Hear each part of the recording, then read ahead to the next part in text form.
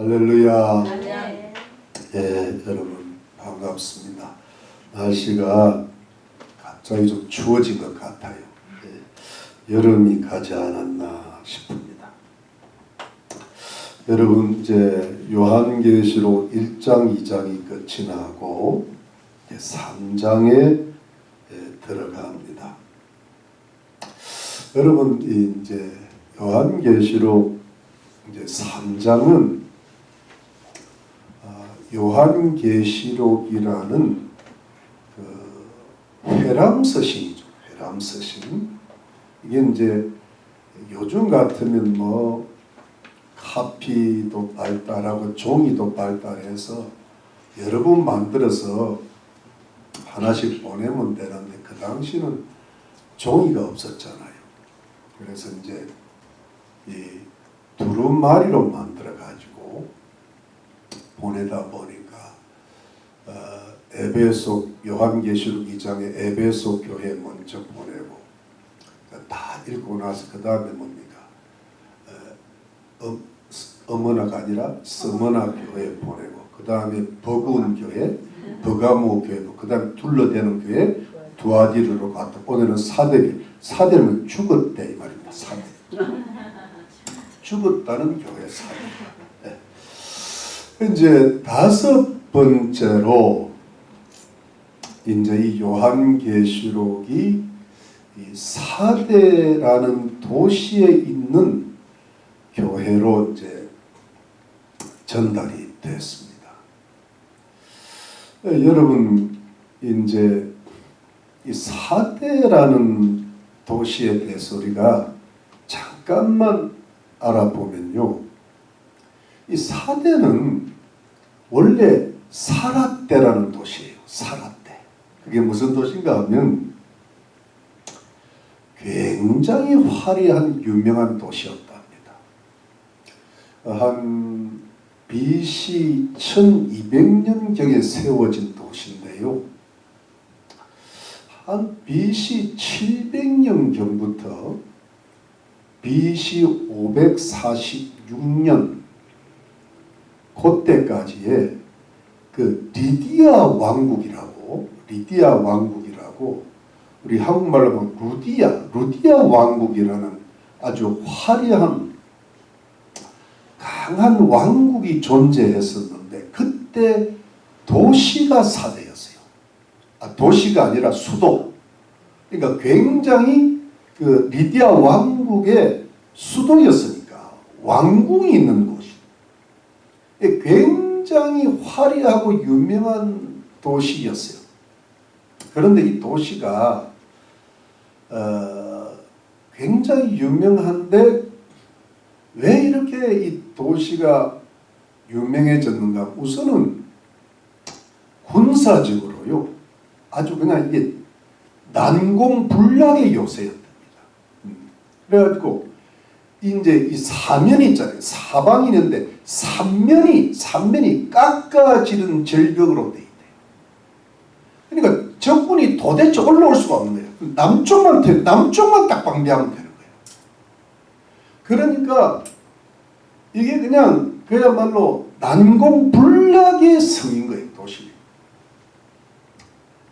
그런데도 불구하고 여러분, 우리 성경에 나오는 그 고레스라는 사람 있잖아요. 고레스 대왕, 그 페르시아 대왕이 BC 546년 경이니까 아마 그 페르시아가 예루살렘을 멸망시킬 때가 한 BC 538년 전이니까 한 10년도 채 못돼. 한 7, 8년 정도 전에 이 루디아 왕국을 무너뜨렸습니다. 어떻게 무너뜨렸는가 하면 고레스 대왕의 군사 하나가요, 그 깎아지는 그건 도저히 불가능하다고 보이는, 올라갈 수가 없다고 이게 정평이 나 있대요. 그런데 그 한 명이 절벽을 타고 올라간 거예요. 올라가가지고 문을 열어놨다 했어. 문을 열어. 밤에. 그래가지고 고레스 대왕한테 멸망을 당했다. 그 당시는 요즘 말로 하면 탑 1면에 났대요. 사대가 무너졌대.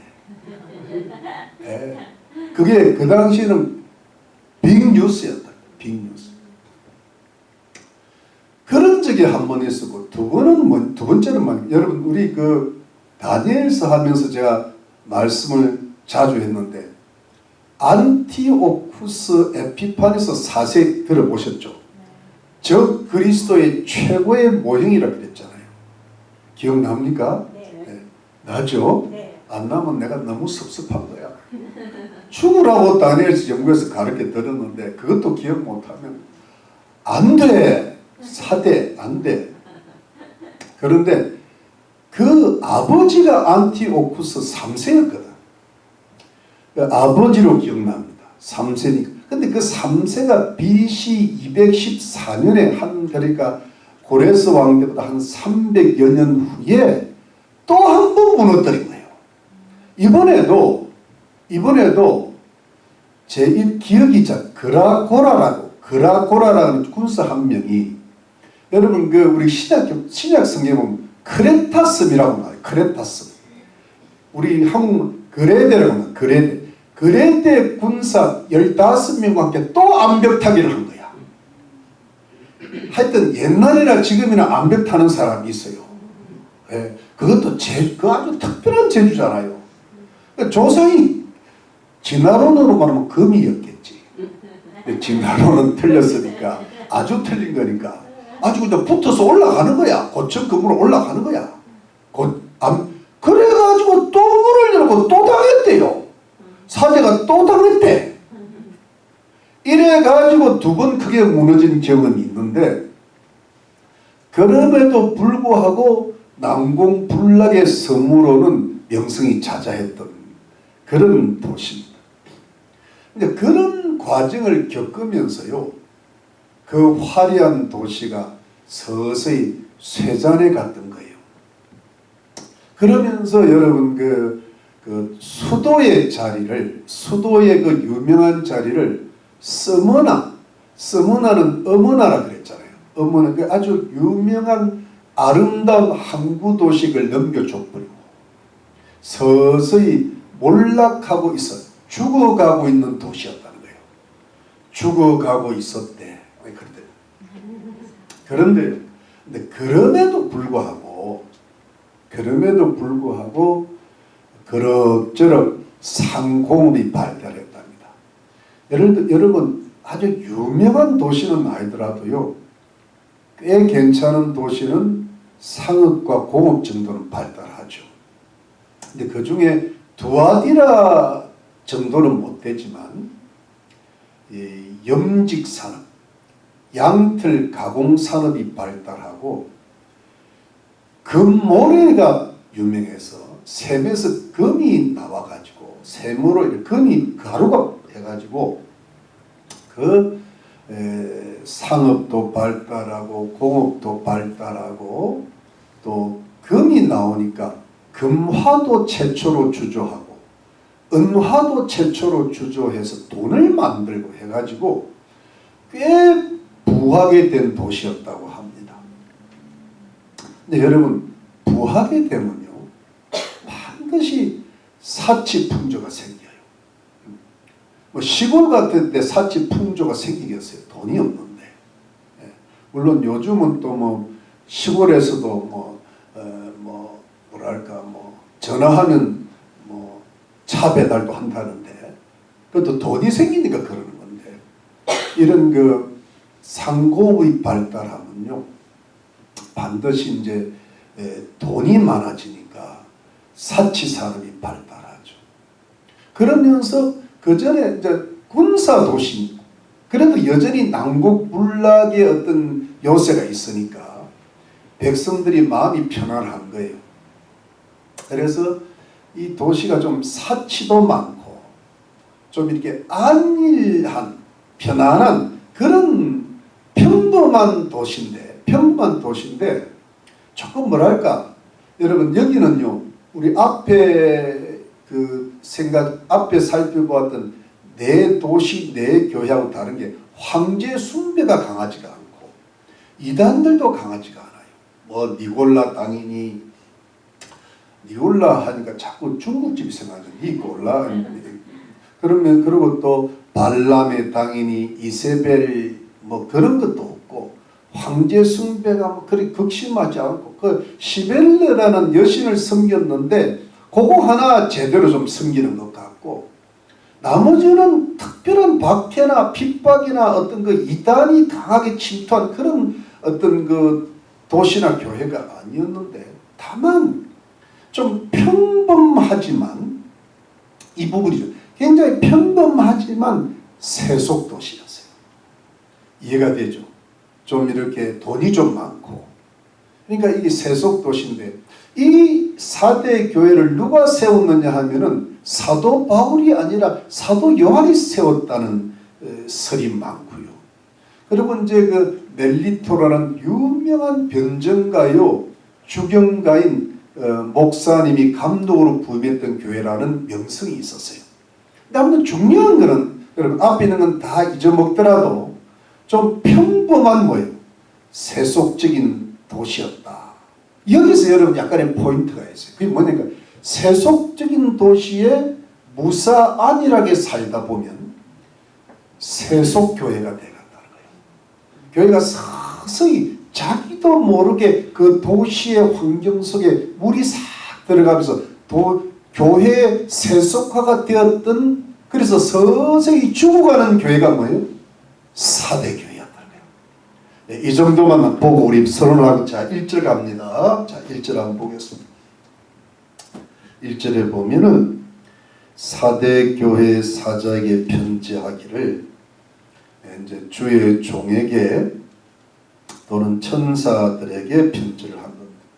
하나님의 7영과 7뼈를 가지니까 가라사대 예수님이 그 앞에 1장에 나타나신 찬란한 영광의 모습의 일면을 보여주시는데 그러니까 하나님의 7영과 7뼈를 가지니까 가라사대 여러분 이 부분이 중요한데요. 예수님이 그 모습으로 나타나실 때는 이유가 있는 겁니다. 근데 7영은 성령을 가리킨다 그랬잖아요. 요한계시록 1장에서. 근데 7영은 성령을 가리키는데 7이라는 뜻은 기본 완전수라 그랬습니다. 그러니까 완전한 영이신 성령님이라. 그런데 왜 성령님을 가지셨을까? 왜 7뼈를 가지셨을까? 7별은 7 종들을 가리킨단 말이에요. 제가 해서 7 목사 감독들을 가리키는데 왜 성령을 가지셨을까? 왜 주의 종들을 오른손에 딱 가지고 있으실까? 이건 뭐냐 하니까 에베소 교회에 주님이 나타나실 때 촛대 사이를 거니시면서 7별을 붙잡았다 그랬잖아요.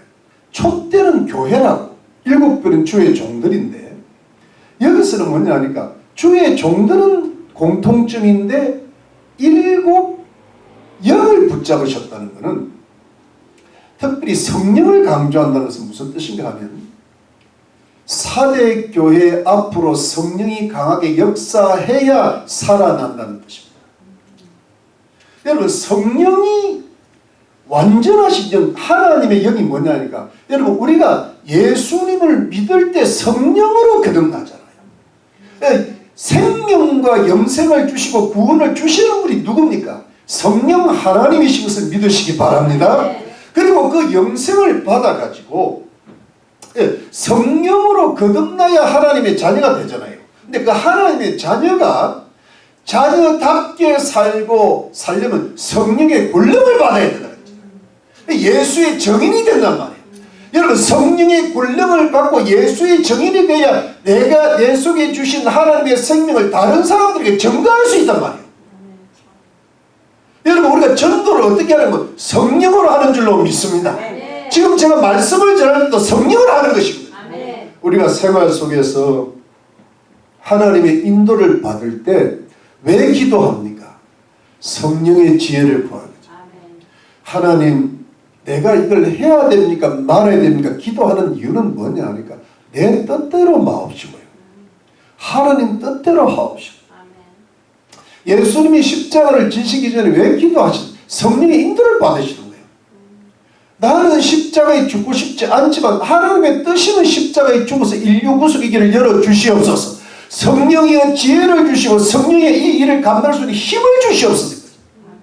그러니까 여러분 이거는 뭐냐 하니까 우리 그리스도인들이 성령으로 거듭난 사람들은 성령 충만, 성령 지혜, 성령 권능, 성령 은사, 성령 열매를 받아야 될 줄로 믿는 것입니다. 성령을 따라 살아야 나를 이길 수가 있는 거예요. 성령을 따라 살아야 교회가 살아날 수가 있는 거예요. 우리 자녀들에게 성령이 임해야 그들이 정신을 차릴 수가 있는 거예요. 우리가 이웃을 위해서 기도하고 성령이 임해야 구원받을 수가 있는 거예요. 교회의 성령이 충만해야 교회가 부흥될 수 있는 거예요. 나라에 성령이 임해야 백성들이 사단한테 속아가지고 누구를 투표해야 될지 잘못된 사람을 지지하는 그 생각을 떠나버릴 수가 있는 거예요. 여러분 제가 11월 5일날 기도할 때 성령이여 임하여 주시옵소서. 성령이 임해야 사단이 백성들을 속이고 몰고 가고 이 백악관을 사단의 위로 만드는 걸 막을 수가 있다는 거예요. 그래서 끊임없이 기도할 때 누가 역사합니까? 성령이 역사하는데 그 성령이 역사하는 주관하시는 분이 누구입니까? 예수 그리스도예요. 주의 종들을 왜 7배를 붙듭니까? 주의 종들도 성령 충만한 종이라야 교회를 살리는 데 쓰임받은 도구가 될 수 있는 거예요.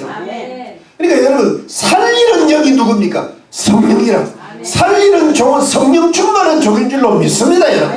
그래서 주님이 이 모습으로 나타나시고 할렐루야. 사대를 살리는 교회로 만드세요.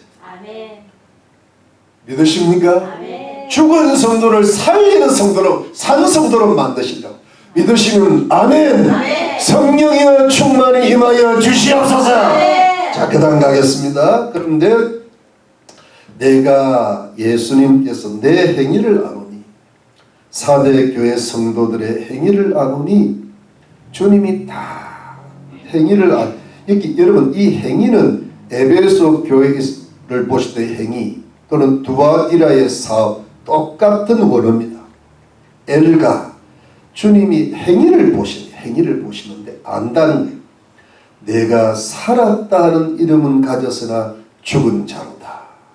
여러분 살았다 하는 이름을 가졌대요. 이게 무슨 뜻인가 하면 이걸 NIV 영어 성경에서 의역을 잘한 것 같아요. Reputation to be alive라고 그랬어요. 뭐냐면 살아있다는 명성을 가졌다. 명성. 이것은 뭐냐니까 이 사대 교회가요 굉장히 유명한 명성이 한번 있었다는 거예요. 그러니까 그 이름이 사대교회라는 그 이름이 알려져 있었다. 그래서 그 한때 믿음이 참 좋아가지고요. 한때 명성을 날렸는데 그 명성 날리는 이름은 아직도 남아는 있지만 주님 보시기에는 뭐예요? 여기 보니까 주님 보시기에 죽은 자로다. 교회가 죽었다 합니다. 그러니까 뭐냐 하는 거예요, 여러분. 성도들이 죽은 믿음을 가졌다는 거예요. 성도들이 살아있지 않다는 거예요. 교회가 살아있지 않다는 거예요. 교회의 생명력이 없다는 거예요. 교회가 겉으로는 명성이 자자한데 외형적으로는 그 이름이 있는데 속은 죽었다는 거예요. 여러분, 저는 아주 부정적으로 이야기하고 싶지는 않아요. 그렇지만 아마 이름이 있는 유명한 교회들 중에 드러는 죽은 교회가 있을 겁니다. 겉은 명성이 화려하고 그 이름만 말해도 잘 알 수 있는 그런 교회가 하나님 보시기에는 죽은 교회, 죽은 믿음을 가진 성도들로 가득 차 있다. 그것이 얼마든지 가능한 이야기. 이해되시죠? 얼마든지 가능한 이야기. 그러니까 외형적으로는 이름이 살아있는데 내부적으로는 다 죽은 믿음을 가졌다. 여러분 그 야고보서 2장에 보면은 행함이 없는 믿음은 죽은 믿음이라 그랬잖아요. 많이 들어보셨죠? 네. 여러분 예수는 믿음으로 구원받는 거예요. 행함으로 구원받는 거 아닙니다. 그런데 그 믿음이 진짜 믿음이라면 반드시 행함이 따릅니다. 살아있는 생명체는 반드시 자라게 되어 있습니다. 살아있는 생명체가 그대로 있는 적은 없습니다. 아이가 태어나면요 반드시 자랍니다. 그게 안 자라면 죽은 겁니다. 아주 잘못돼요. 그렇기 때문에 여러분 야고보서 말씀대로 죽은 믿음이라는 것은 행함이 따르지를 않았기 때문에, 행함으로 증명이 되지 않았기 때문에 실상은 그 속에 믿음이 죽어버렸다. 끝나버렸다. 생명을 상실했다. 그러니까 처음에는 성령이 좀 충만하다가 그 다음에 행함이 점점 성령이 근심하시다가 매번 성령이 소멸해버린 거예요. 불 꺼져버린 거예요. 불 꺼져. 그래서 여러분 주님이 보시기에, 예수님이 보시기에는 딱 죽은 거예요. 왜 죽었는가 하면 여러분 여기 한번 보시죠. 여기 보니까 2절 말씀에 너는 일깨워 그 남은 바 죽게 된 것을 굳게 하라.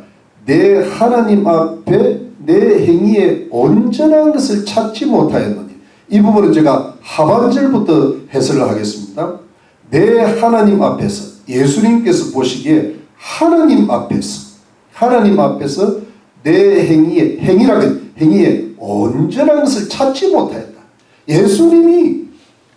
예수님께서 사대 교회 안에서 교회 성도들을 보고 좀 온전한 행위가 없나 찾아보니까 못 찾겠다는 거예요. 못 찾겠다 깨닫게 되네요.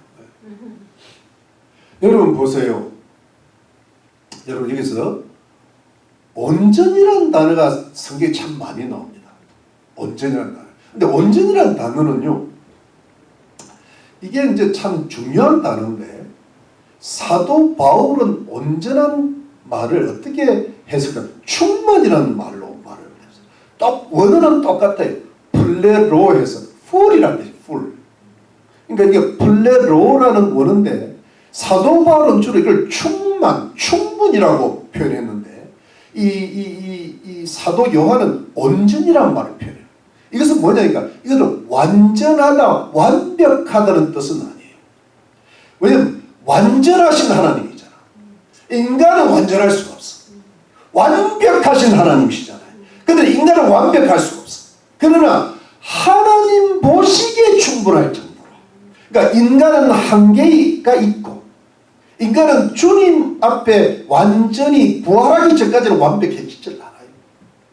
죽는 날까지 우리 죄는 깨끗하게 처리는 안 돼요. 그러니까 인간의 한계잖아. 한계지만, 그렇지만 하나님 보시기에 인간의 한계 속에서의 충분이 있어. 성령 충만한 인간이 받는 거잖아요. 맞습니까? 주님 보시기에 충분한 정도가 있어요. 그래서 그걸 온전이라 그래. 아가 빠진 거잖아. 아가. 이게 한국 원어적으로 내가 풀을 할 거예요. 이게 얼마나 멋있는 원어풀이야. 완 하려다가 주님이 온하고 죽네. 근데 주님 보시기에는 우리 인간에게 완전을 온전으로 봐주신 거야. 온전하라시는 거예요. 온전하라. 근데 그 온전한 정도가 여러분 잘 보세요. 어느 정도가 하면요, 에베소 교회도 칭찬하셨잖아요. 뭐 인내가 많고 수고가 많고 또 악한 것, 사도들을 잘 구별한 걸 칭찬하셨잖아요. 그러면 또 우리가 지난주에 도아디라 교회도 사랑, 믿음, 섬김 또 인내를 칭찬하셨잖아요. 처음 것보다 나중이 더 좋다. 그게 주님 보시고 온전하신 거야. 그 다음에 서머나 교회는요, 보세요. 그야말로 환난과 핍박을 당하는데 주님을 쓰기가 하나님 앞에 부유하다 그랬잖아. 네가 부자다 그랬. 주님이 인색하지가 않아요. 그 다음에 뭡니까? 버겁던 교회. 버가모 교회는 뭐냐니까 충성대적인 안디바가 있대. 그 물론 그 무슨 발람의 영, 뭡니까? 그것 때문에 고생했지만, 그건 일단 책망은 놔두고 칭찬대로 하시는 거예요. 그거는 충분하다는 거예요. 우리 단점을 먼저 지적하시지 않아요, 주님. 반드시 장점을 지적하시 놓고 바타고 나가시는 거예요. 그러니까 우리를 먼저 볼 때 책망부터 하시지 않나요? 네가 참 잘한다. 여러분 무슨 어떤 이게 아주 그 어떤 좀 바람직한지 아니면 어떤 예언을 받는 보면 주님이 바디처럼 칭찬. 네가 수고가 많고 네가 나를 얼마나 사랑하는지 알고 네가 얼마나 기도하는지 내가 안다. 그러나 너는 왜 그 모양이냐. 그래서 그 부분을 고치면 온전해질 거다. 할렐루야. 네. 주님이 그러면 사랑을 먼저 착 하시고 나서 주님이 뒤끝이 꼭 있으시거든. 그냥 절대로 안 넘어갑니다. 주님이 넘어가면 공의의 주님이 아니거든. 근데 공의만 따지면 사랑의 주님이 아니잖아요. 내가 너 사랑한다. 내가 네 눈물을 보았다. 그러나 네게 고칠 게 한 가지가 있다. 우리한테는 두 가지가 있다. 이러지 않겠어요. 그것만 고치면 네가 온전해지고 내가 네한테 상도 주고 복도 주리라. 할렐루야. 근데 문제는요. 이 사대 교회는요. 칭찬이 없어요. 도대체 찾을 수가 없는 거야. 여러분 우리가요. 저는 이게 충만이라는 뜻으로 우리가 풀면은 우리는요 장점이 한 가지씩은 있어야 돼요. 기도 충만하든지, 말씀 충만하든지, 봉사 충만하든지, 사랑이 충만하든지, 전도가 충만하든지, 뭔가 하나 주님 앞에 칭찬 들을 거리가 하나 있어야 돼요. 맞죠? 두세 가지가 있으면 너무 좋고. 근데 이게 뭘 하나도 제대로 못해. 내가 가만히 보니까 나는 뭘 좀 제대로 하고 있나 하니까 그래도 부족하지만 한두 가지는 있지 않을까. 우리 성도들 제가 생각해 보니까 잘하는 것도 있는 것 같은데 혹 없을 수도 있겠다는 생각이 들어요. 그래서 우리 사대 교회를 보고 내게 온전한 행위가 한 가지, 두 가지가 있도록 만드시기를 바랍니다. 온전할 정도로. 네, 우리가 사대 교회처럼 죽어가는 성도들은 아닌데 그래도 뭔가 온전한 걸 하나 살려놔야 돼요. 주님은 뭐하고 하지? 요거는 했습니다. 근데 그것도 적당히 했습니다. 그러면 안 돼. 요거는 했습니다. 상을 얻었고 그것 때문에 주님이 잘한다. 칭찬을 하나 받을 수 있는 칭찬받을 정도가 온전이거든요. 아멘? 믿으십니까? 네, 그런 걸 한두 가지 주님 앞에 내놓을 상급을 주님이 우리에게 복을 주실 그런 선물을 받을 만한 준비를 하시기를 주 이름으로 축원합니다. 자, 그 다음에 2절, 3절, 2절 상반절에 보면 너는 일깨워 그 남은 바 죽게 된 것을 곧게 하라. 여러분 일깨워라는 뜻은요 영어로는 wake up이라는 뜻이에요. wake up. 깨어나라. 근데 여러분 이것은요 현재 분사형 대에서 깨어나고 깨어나라는 것입니다. 여러분 저를 한번 보실래요? 이게 무슨 뜻인가 하면 원어적으로는요. 자, 원어가 기억이 안 나는데 원어적으로는 뭐냐 하니까 그 불씨가 있잖아요. 불씨가 이렇게 꺼질라 그럴 때 후 불면 어떻게 이 불이 살아나잖아요. 딱 그 뜻이에요.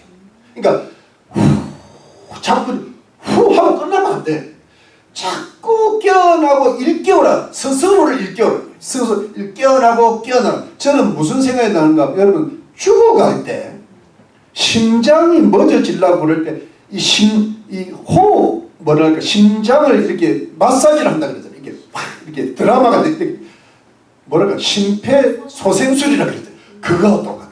왜냐하면 지금 사대교회는 이게 보면 그 남은 바 죽게 돼서 굳게 하는, 이건 뭐냐니까는 이게 주님이요 죽었다 그래 놓고 사실은 거의 죽었다 이 말입니다. 왜냐하면 죽었으면 교회가 아니거든. 그렇죠. 주님이요 좀 강조 죽었다 이래 놓고 죽어간다. 주님이요 약간 처음에 과장을 쓰시는 거예요. 정신 차리라. 그러면서 지금 곧 죽게 될 거다. 영어 번역이 아주 is about to die. 곧 죽는다. 그렇지만 빨리 깨어나 심폐소생술을 하라. 심장을 자꾸 펌프질 하라. 불신을 살려라. 그래서 그 남은 바 죽게 된 것을 굳게 하는 것은 남은 바 죽게 굳게 하는 것을 강하게 하는 것입니다. 영어로 strengthening.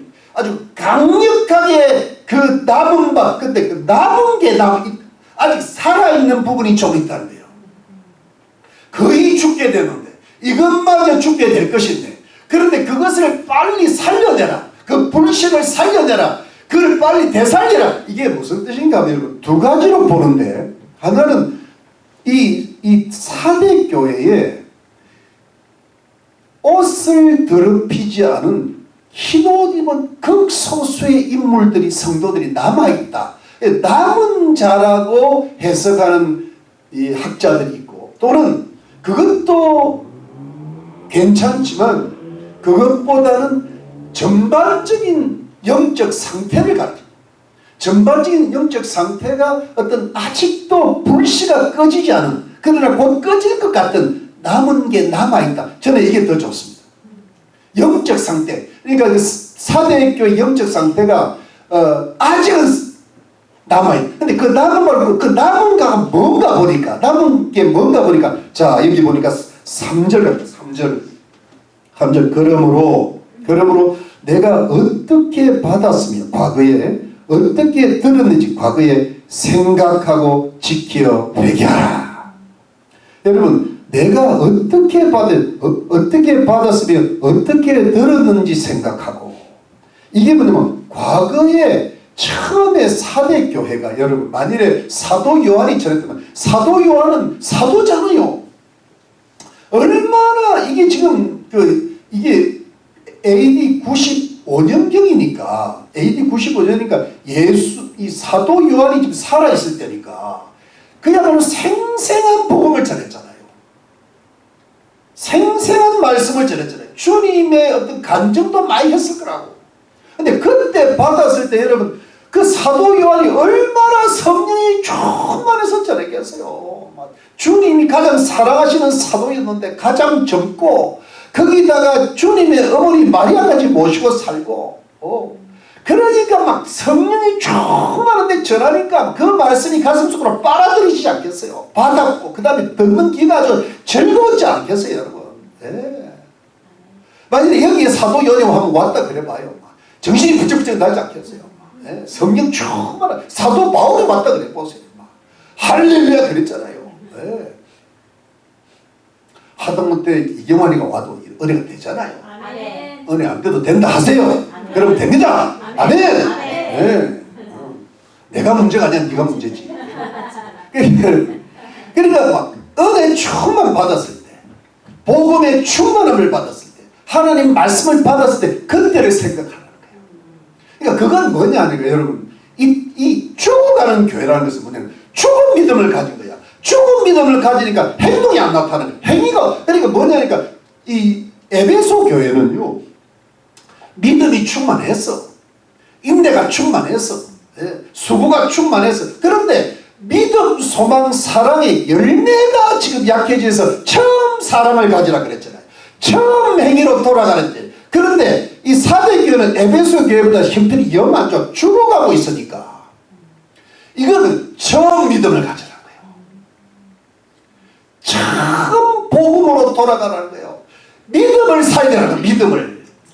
믿음을 살려놓으면 소망도 살아나고 사랑도 살아나는 거예요. 그렇잖아요. 믿음이 돌아가면요 처음 믿음, 첫 믿음, 첫 순종. 내가 처음에 복음을 깨달았을 때 처음에 하나님 말씀을 읽었을 때 그 감사, 감격, 은혜, 진리로 돌아가라. 그것을 그것을 지키라는 것을 순종하라는 거예요. 그걸 회개하면 이제 진짜 믿음으로 돌아가라. 진짜 믿음으로. 할렐루야. 여러분 진짜 믿음으로 돌아가야 될 줄로 믿는 것입니다. 여러분. 4대 교회가 안 죽는 방법은 진짜 믿음으로 돌아가야 거기에 성령의 생명이 다시 시작되고 다시 성령의 불이 임하게 되는 줄 믿습니다. 믿음으로 돌아가야 소망도 생기고 사랑도 열매가 되게 되는 줄 믿습니다. 근데 이때 이 4대 교회가 믿음이 점점 약해지는 거예요. 왜요? 왜요? 황제 숭배한다고 핍박을 하나? 또 뭡니까? 이단들이 들어와가지고 온갖 것을 해치니까 그것과 싸워내니라고, 여러분 싸워내니라고 하다가 살아나는 거예요. 근데 뭐 이단도 없어, 황제 숭배 핍박도 없어, 유혹도 없어, 핍박도 없어. 그러니까 뭐냐면, 그리고 아주 난공불락의 도시야. 그 다음에 돈도 꽤 많아. 그러니까 사치가 있지, 또 편안하지 하니까 뭐예요? 개구리가 서서히 뜨거워지는 게 익어가는 걸 모르듯이 4대 교회 교인들이 자기가 스스로 죽어가고 있다는 걸 몰랐던 거예요. 그래서 주님이 그걸 아시고 성령을 붙드시고 성령을 주관하시고 주의 종들을 주관하셔서 네 믿음을 다시 살리는 거예요. 그래야 성령이 다시 역사하더라. 성령이 소멸된 것을 다시 불을 당기라는 거예요. 아직은 완전히 소멸이 안 됐다는 거예요. 다시 생명력을 회복하라. 교회의 생명을 회복하라. 죽은 믿음을 산 믿음으로 바꾸라. 여러분 우리가요 이 시대에 가장 중요한 게 뭐냐니까 처음 사랑으로도 돌아가야 되지만 지금 교회가 현대가 점점 세속화되고 있잖아요. 극심히 세속되니까 현대교회가 점점 약해지고 있잖아요. 그리고 실상은 죽어가는 교회들이 너무 많은 것 같아요. 교회가 좀 이렇게 생명력이 있고 찬양을 부르도 탁게 부르고 주의 말씀도 쏙쏙 이 스폰지 받아들이고 기도도 뜨겁게 하고 봉사도 뜨겁게 하고 전도도 뜨겁게 하고 그런 게 점점 약해지고 모이기를 한번 모인다 그러면 그냥 막 온갖 싫은 얼굴을 다 하고 만일에 제가 오늘 우리 수요일부터 제자 훈련을 하겠습니다. 그러면 날 죽일다 그럴 거예요. 그런데 날 죽이는 지가 죽어가는 거예요. 그게. 아니 목사님이 하라면 해야죠. 이게 살아있는 거지. 연습 한번 해볼까. 우리가 원래 그렇게 모였잖아요. 그런데요 팬데믹이 많아. 팬데믹이 세속을 가속화시키잖아요. 맞죠? 애프터 코로나 시대가 왔잖아요. 근데 이런 게 한 2번 더 오면요 이제는 주일도 모이기 싫어할 거예요. 무섭습니다. 여러분. 그게 점점 이 종말이 갈수록 세속화되는 거예요. 이해가 됩니까 여러분?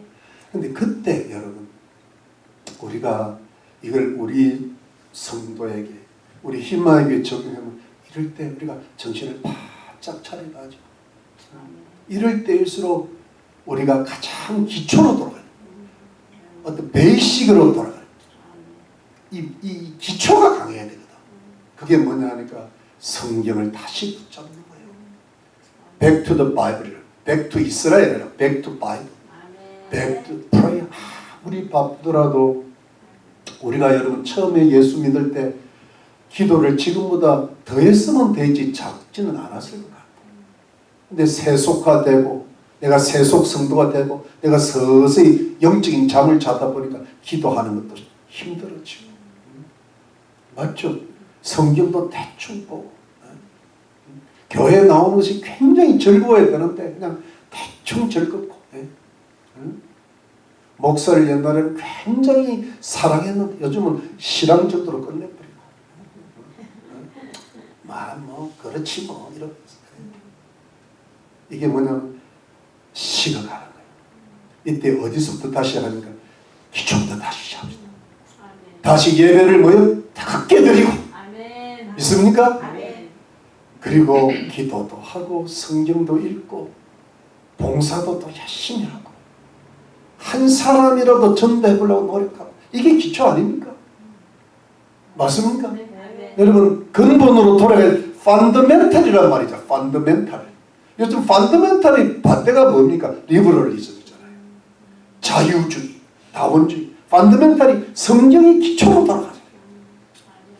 여러분 이것만 제대로 해도 생명이 살아날 줄로 믿습니다. 이걸 알아야 죽어가는 거예요. 소망과 사랑은 그 다음의 이야기라고. 믿음을 굳게 하라. 강하게 하라. 산믿음이 되라. 믿으시면 아멘. 아멘이시죠. 자, 그렇게 돼야 그 다음에 3절 하반절 그렇게 돼야 만일 일깨지 아니하면 깨어나지 아니하면 정신 차리지 아니하면 내가 도적같이 이르리니 어느 시에 내게 임할는지 내가 알지 못하리라. 예수님께서 도적같이 임한다는 거예요. 그래서 네가 예수님 오시는 그 때를 모른다는 거예요. 여러분 이 방면은 뭐냐니까 마태복음 24장 43절 같은 데 보면 또 데살로니가전서 5장에 보면요. 주님이 오실 텐데 영적으로 깨어있는 사람들 빛의 자녀들은 주님과 계속 교제하고 빛에 가기 때문에 주님이 오실 때 도적같이 안 오신다는 거예요. 그 때를 몇 날 몇 시는 모르지만 대충 영적 감각을 가지고 이때쯤 오시겠구나 알게 된다는 거예요. 여러분 데살로니가 5장 갑시다. 데살로니가 전서 한 5장 갑. 이 부분은 굉장히 중요하니까 한번 찾아봅시다.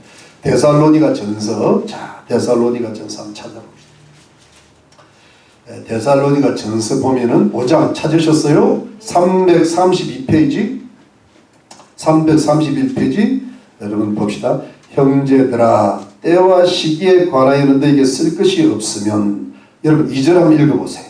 주의 날이 밤에 도적같이 이룰 줄을 너희 자신이 자세히 알미라. 저희가 평안하다 안전하다 할 그때 잉태된 여자에게 해상고통 이런 것 같이 멸망이 호련히 저희에게 이르니 결단코 피하지 못하리라. 4절 형제들아 너희는 어둠에 있지 아니하며 그날이 도적같이 너에게 임하지 못하리. 도적같이 임하지 못하리.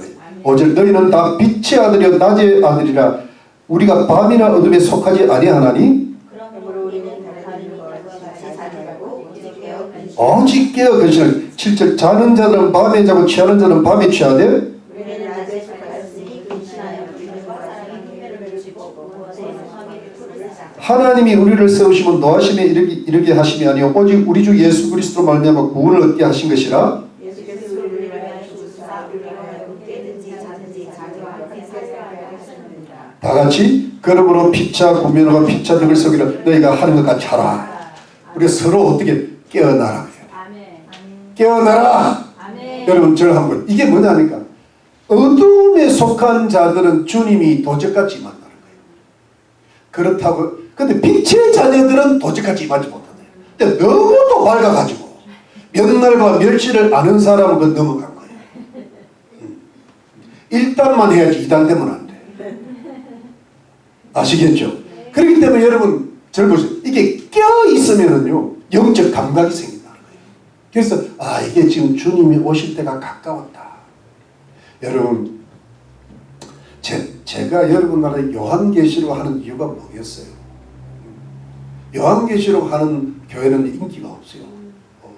뭐 평안을 이야기하고 위로를 이야기하고 치유를 이야기해야지. 주님 오신다 이거 회개하고 이러면요. 전 또 뭐 이단인가?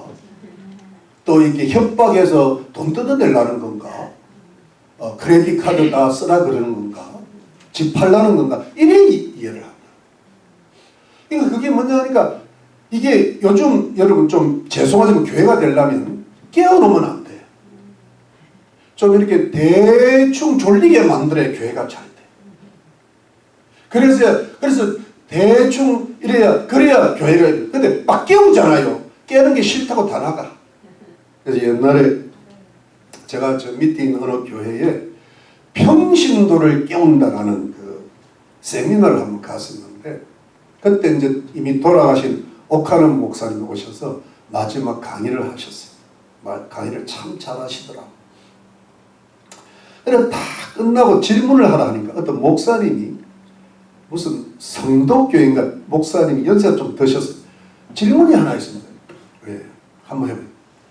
아니 안 그래도 성도들을 섬기고 목회하기가 힘들어 죽겠는데 또 깨어놓으면 어떡합니까? 안 그래도 힘든데 너무 깨어놓으면 내가 힘들어요. 왜냐하면 성도가 깨면 목사님들이 정신 바짝 안 차리면 안 됩니다. 근데 성도들을 적당히 만들어놔야 약간 마치 목사가 뭘 하는지 잘 몰라. 그래서 따뜻하게만 잘해주고 위로만 잘해주면 좋은 목사인 줄 알아. 근데 좋은 목사는 위로하는 목사가 아니라 회개시키는 목사예요. 아멘. 진짜요, 여러분. 자꾸 회개하라 그래야 돼요. 회개하라. 아멘. 그러면 위로가 와요. 성령의 위로가 임한다고. 아멘. 근데 위로하다가 망해요. 그러니까 거짓 선지자들이 평안하다. 지금 그런 교회가 됐어요. 여러분 오늘 이 4대 교회 하면서 할 말이 너무 많아요. 오늘 한 2시까지만 일단 설교하고 바로 축도로 마칠까. 여러분 이게요 한국일보 지난주에 하나 나왔는데 제3호 예스 기호스 넘버 3에 찬성표를 던지라는 거예요. 법안은 모두가 사랑하는 사람과 결혼할 수 있도록 그리고 인생을 존엄성 있게 살 수 있도록 보장합니다. 사랑과 존엄성. 그러면서 두 남자가 서럽게 합니다.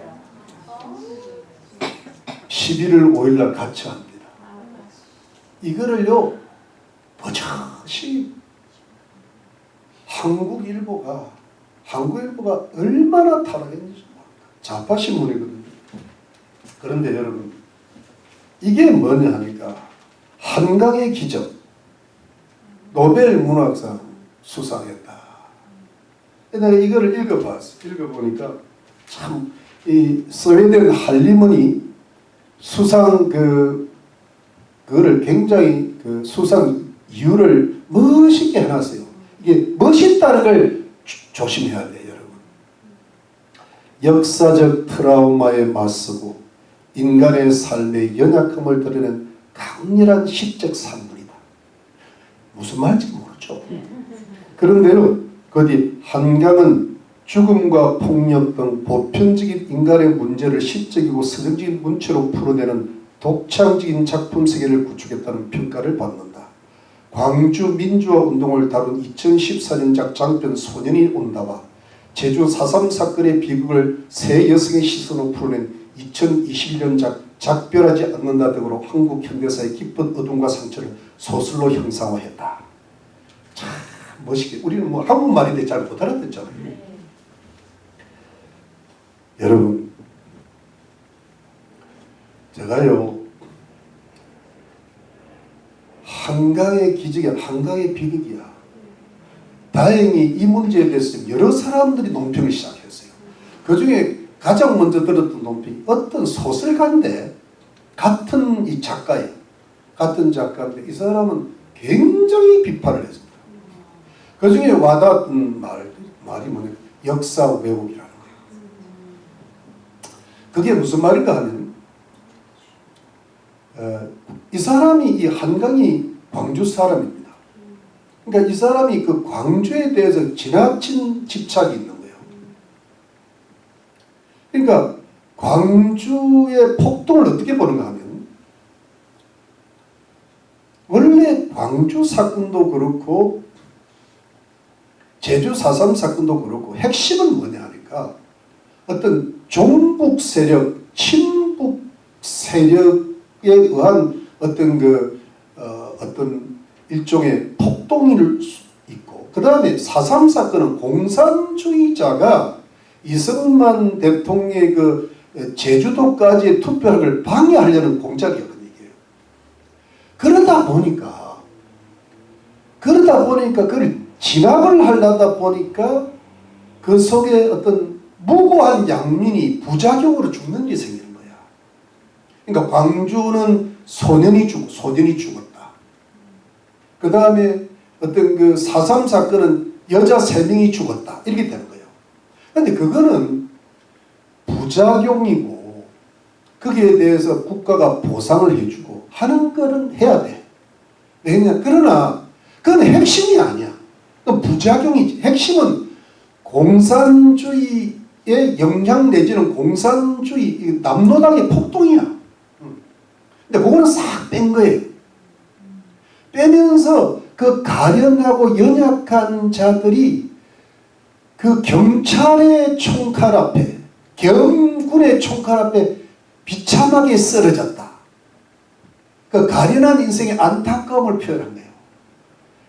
이러니까 여러분, 옛날에 경기도 그러니까 이게 뭐냐면 핵심은 놓치고 좌파적 시각으로 보니까 이런 책이 나오는 거예요.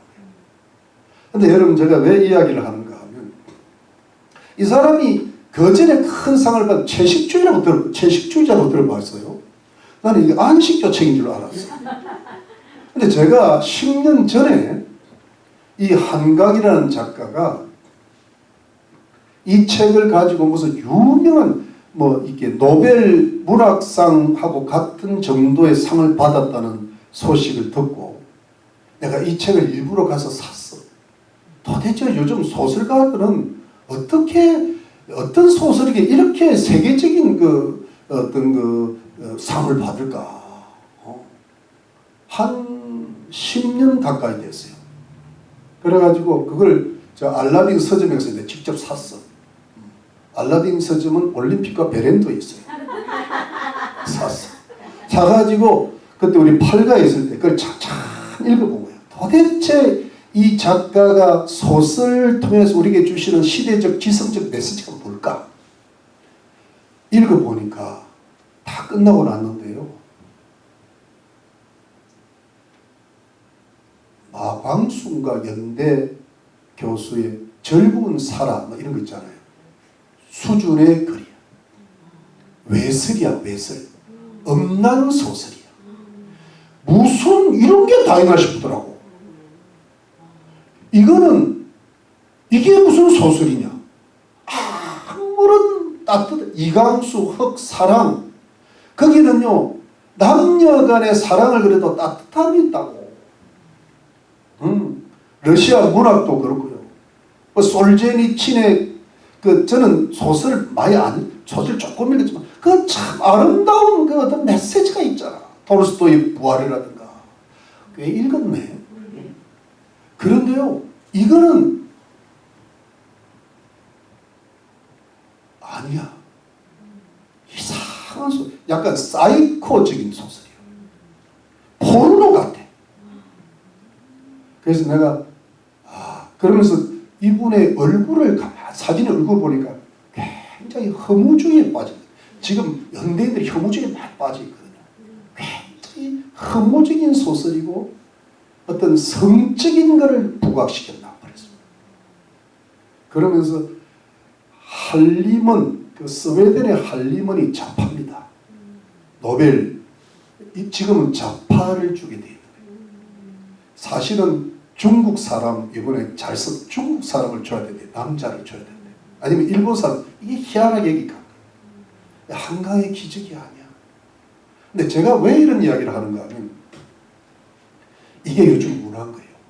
그러니까 영화로 말하면 기생충이야.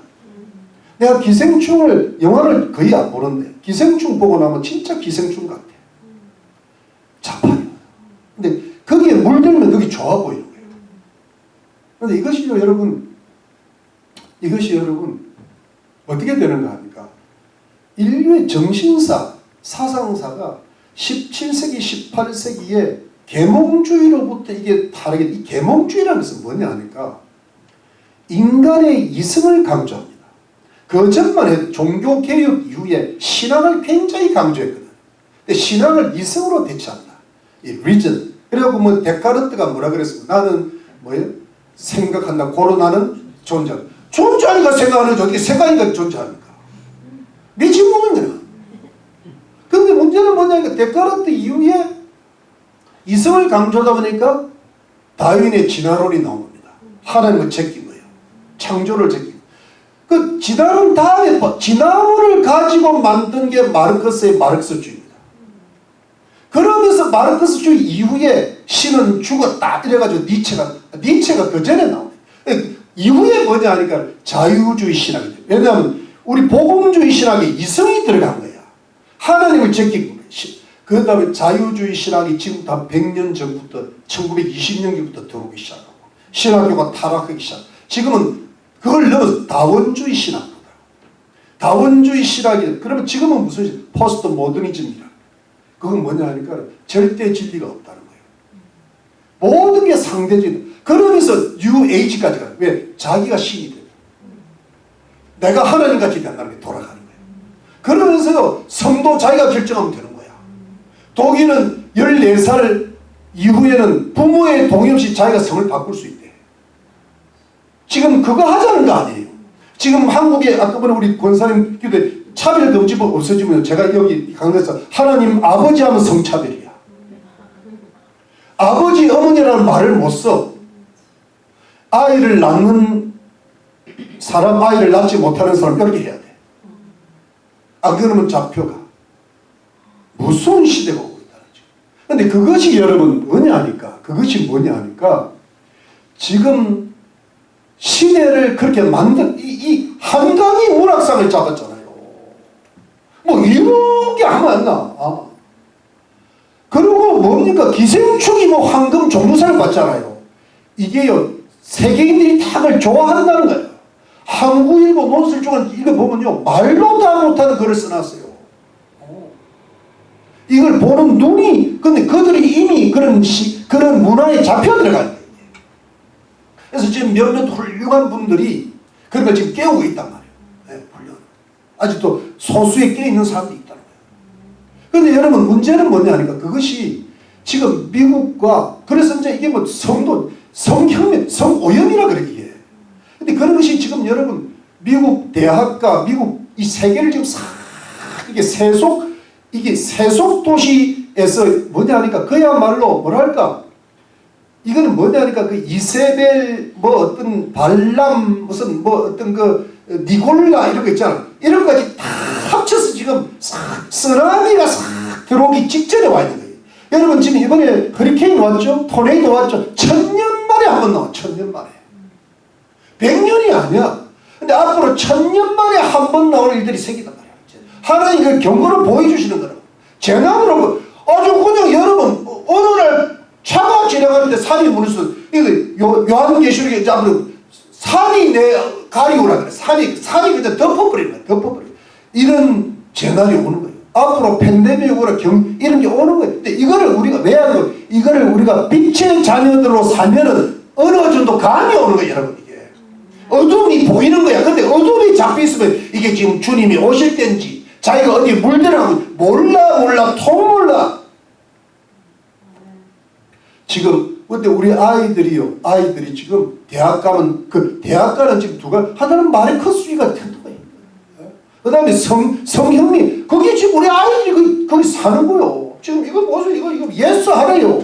근데 이거 예스 하는데 지금 민주당 출사표 던진 상원 의원들이 민주당 한국 사람 대비 민인가? 한국 사람들 찍으면 안 돼. 한국 사람 지금 거기 다 목사 아들이래. 목사님 아들입니다. 가난한 자들 그리고 평등이 있어야 돼. 그 목사 아들이 그러고 있는 거예요. 목사 아들이. 근데 우리가 뭐가 뭔지 구분이 안 돼. 왜? 깨어있잖아. 목사 아들이면 뭐합니까? 성경을 모르는데 기도를 안 하는데 이 사람들 믿음으로 돌아가요. 주님 오시면 죽은 거야. 우리도 그래. 우리도 정신 차려야 지금. 오늘 제가 이걸 4대 교회는요 죽어가기 때문에 다음 주 죽입시다. 죽이든지 살든지 다음 주 합시다. 다음 주에 살았대. 오늘은 뭐냐면 이걸로 대충 나는 더 하고 싶지만 여러분 우리는 일깨워야 돼요. 어디를? 말씀으로 돌아가요. 기도로 돌아가요. 예배가요 여러분 예배가요 저는 솔직히 예배를 한 3시간 정도 딱 드리면 딱 맞을 것 같아요. 찬양 한 3, 40분 하고 기도 한 3, 40분 하고 설교 한 1시간 반 하고 그런 날이 나는 한번 왔으면 좋겠어. 너에게 온전한 행위, 온전하게 주일 성수를 해야지. 요즘 교회는 예배 한번 드리면 끝나요. 그게 무슨 성수야? 예배 한번 하고 가는 거지. 그렇게 해놔야 교회 다음에 온대. 여러분, 주일 성수는 청교도 전통입니다. 맞습니까? 제가 이 참 오늘 어떻게 하다 보니까 시간이 이렇게 갔는데, 여러분 구절 한 구절 읽고 다시 마칩시다. 자, 우리 돌아갑시다. 자, 우리 요한계시록 2절 3절 너는 일깨워 그 남은 바 죽게 된 것을 굳게 하라. 내 하나님 앞에 내 행위에 온전한 것을 찾지 못하였느니. 여러분 23절에 여러분 읽어보십시오. 그러므로 내가 어떻게 받았으며 어떻게 들었는지 생각하고 지켜 회개하라. 만일 일깨지 아니하면 내가 도적같이 이르리니 어느 시에 내가 임하는지 내가 알지 못하리라. 아멘. 오늘 이 말씀 읽고 마칩시다. 우리 기도합시다.